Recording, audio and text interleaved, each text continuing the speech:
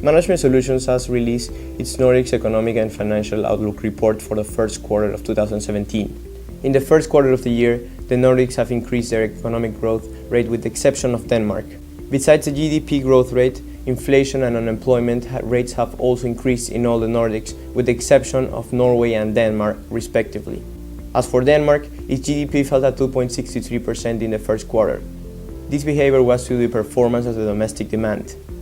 The inflation rate stood at 0.97%, and on the other hand, the unemployment rate decreased this quarter, recording a 6.03% rate. According to Norway's GDP, it registered an acceleration according to a growth of 2.6%. The acceleration of the domestic demand, motivated by the increments in the growth rate of private consumption and gross capital formations, was the main driver of the increase in the GDP growth. After decreasing in the first quarter of 2017, the inflation rate stood at 2.57%, the highest rate of all the four countries. Unemployment increased in the last quarter of the year, reaching a 4.5% rate, the lowest of all the Nordic countries.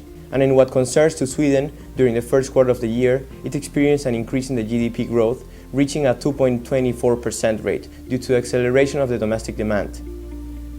The inflation rate registered a positive growth of 1.5% during this quarter, and on the other hand, the unemployment rate stood at 7.1%, higher than the one of the previous quarter. Finland, meanwhile, during the first quarter of the year, it registered an acceleration in its GDP growth rate in respect to the previous quarter due to higher investment growth and net export growth, recording a 2.82% rate in the end of the quarter.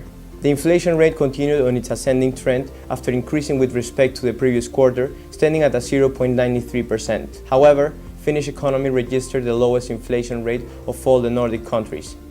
The unemployment rate increased with respect to the previous quarter, reaching a 9.33% rate.